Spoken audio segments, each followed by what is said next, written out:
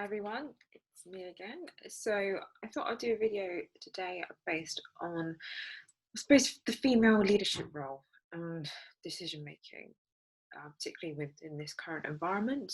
Won't mention that word, but for me, it's kind of been a massive reflection in terms of trying to boost female leadership and I suppose that representation within the business environment or even, I suppose, personal life.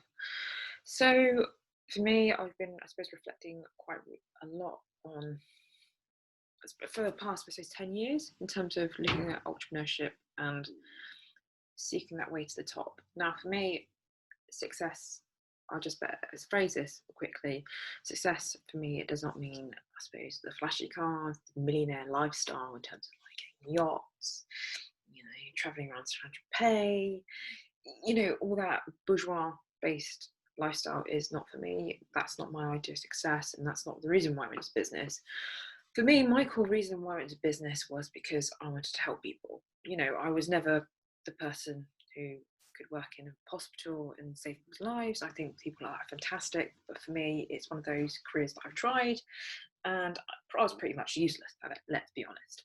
So for me, I kind of wanted to use business as a tool for, I suppose, empowering people, getting inspiration, inspiring people, and just making the world, I suppose, a better place that I could leave it for my children's sake, for future generations to come, and for the planet and the environment.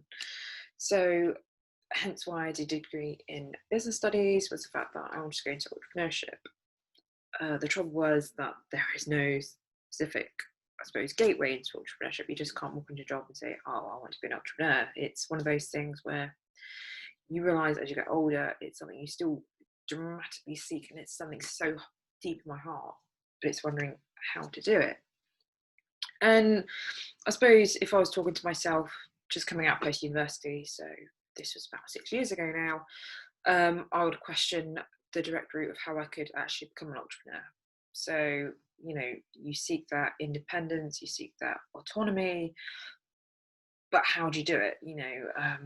Just start like a business itself with a good idea is not enough anymore. You kind of need that experience from companies, from influence, from connections in order to build a business. For me, like I found it quite interesting from university to get that inspiration. Although not being funny, a lot of people didn't really see that or just ignored it because I feel like I was female and you don't really have much empowerment, particularly when you're younger. You're told, "Oh, you're not." I suppose you haven't got that knowledge, you don't understand it. But actually, I probably was more savvy than not people. It's interesting now the concepts that I've learned from social entrepreneurship actually work in design thinking, which is a really strange concept actually. In fact, it kind of feels like a destiny that's intuition that's come true. So with design thinking, you're always asking why. When I was part of a university society looking at, I suppose, problems within the local area, you're always questioning the why, but you're always working backwards from a problem. So I'll just give you a brief context in terms of what the society is about.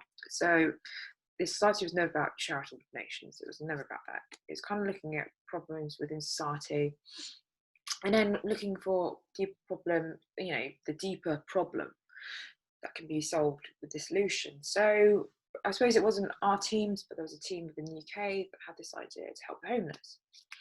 So the problem with the homeless is it's different categories. You're not just dealing with one, I suppose, demographic or sort of category of homelessness. So there's different types of homelessness, either living in sheltered accommodation, the living on the streets, different classifications of, either asylum seeking as well. But then also you've got the different classification that not everybody's homeless for the same reason. Like I've been kicked out, economic reasons, drugs or alcohol. It's breaking down those reasons and actually finding that core reason of what, either putting the red thread across the problem in terms of understanding what is the key problem that we're trying to solve, and then implementing a solution to the why, or taking one demographic and working on it. So for example, they thought, oh, homeless people, oh, they need jobs, these people are quite talented for a job, let's just work at a CV workshop. But actually people got quite intimidated by that because they didn't do the research, they didn't understand the concept of the problem, they've never been in that situation. The problem wasn't about getting your CV up, it was more about the confidence. in terms of being able to go back to work, being able to, display skills. So I suppose going on from that, it was a good idea of, where I want to be now and where I want to be in entrepreneurship, and using, I suppose, user research and design to push that and move forward. And, but here's the crux of why I'm doing this talk, is the fact that I suppose to me, being in uni as well, I came across this project that I was really interested in, and it was about women in tech and the glass ceiling effect. So I'm even noticing it now that a lot of, I suppose, corporate companies, I'm not trying to put a ban around it, but from my own personal experience, there's a massive glass ceiling for people, particularly like me, to grow. Many companies are quite flat structured now, particularly getting rid of middle management and slowly just, I suppose, bringing up heads of department. And it's quite hard for particularly somebody like me to, I suppose, grow and develop within that role. There's, I suppose, even if you go up the ranks, which I have done over the past 4 years within marketing, is the fact that you are still pushed within that admin role. You're not pushed into that. You may be pushed into project management role, but you're not pushed into that people management role. I mean, you're just pushed into the daily needs of the business rather than your own. So, even when you go across companies to grow, you still face that glass ceiling. I don't think there is that concept in terms of being in one company for the rest of your life and expecting to grow within that company. I just don't think that is the case anymore. It has busy lives. Situations like the one we're in now changes the perspective in terms of how we can grow as a person, different opportunities. So to be honest, you have to keep growing in terms of, I suppose, being a person, and take different opportunities within what's out work to grow that. So taking on projects, side hustles, and get involved in volunteering projects just to grow. I suppose another concept I would say is the fact that there isn't that concept of mentoring or pushing yourselves anymore.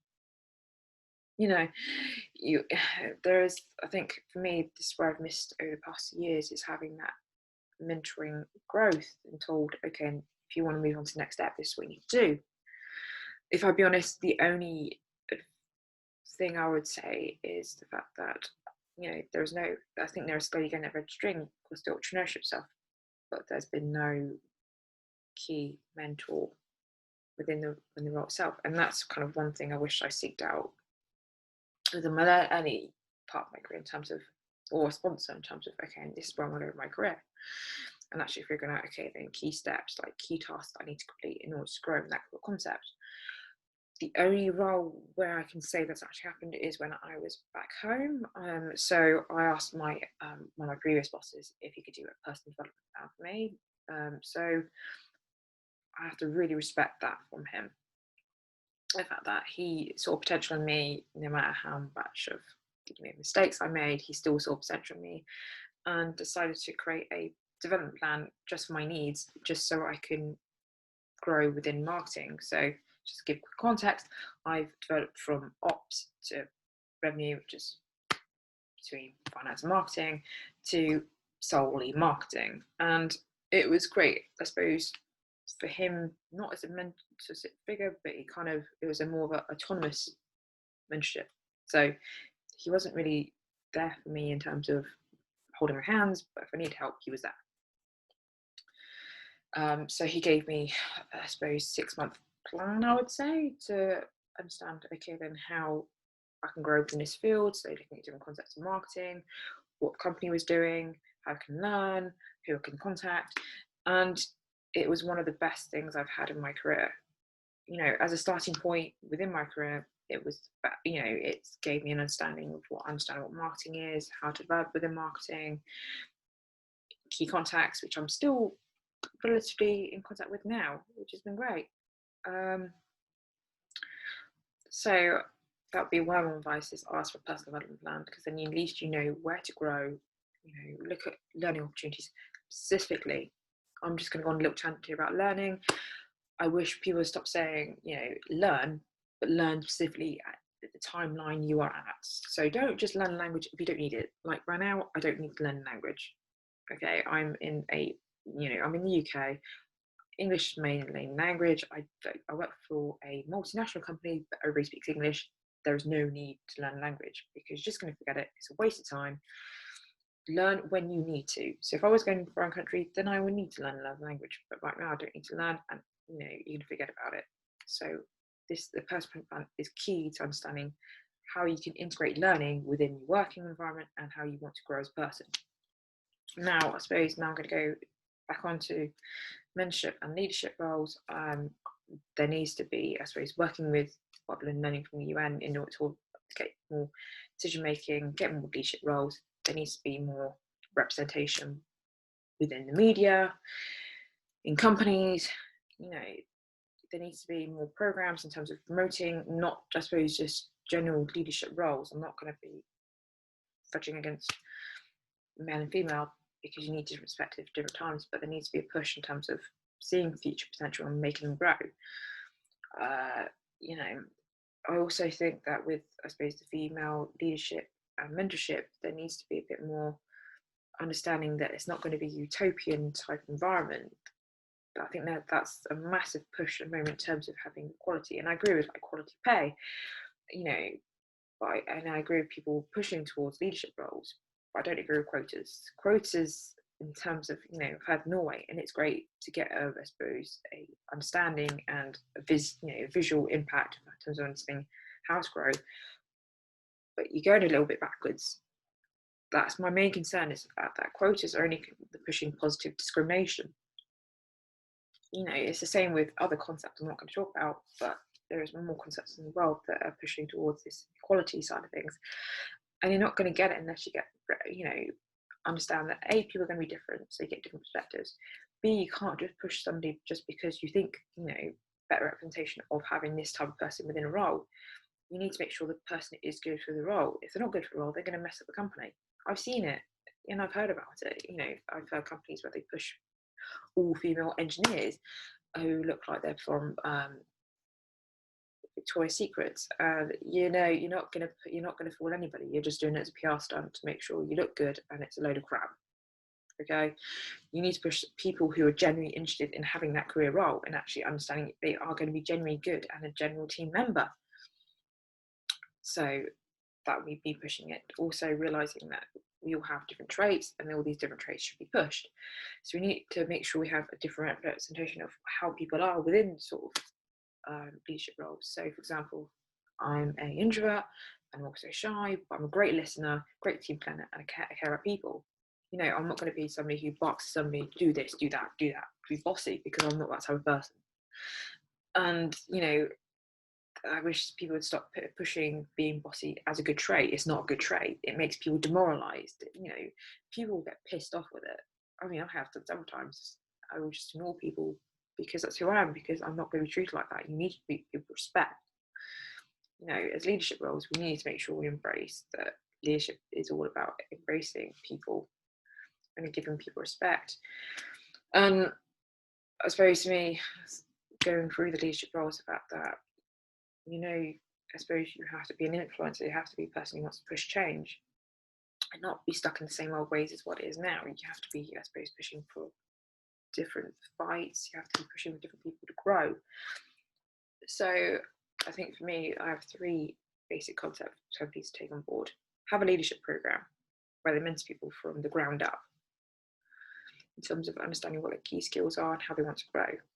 It may not be even relative to the job role, but at the same time, most job now, hard skills in terms of, the job role itself, like would it be marketing, graphic design, creating media plans, looking at digital marketing concepts like SEO and PPC, versus hard soft skills, which I actually believe now are more important than hard skills. So looking at communication, how you communicate with people effectively, time management, organizational skills and planning, those are skill sets. You need to speak to your manager or whoever sees that potential in you and grow.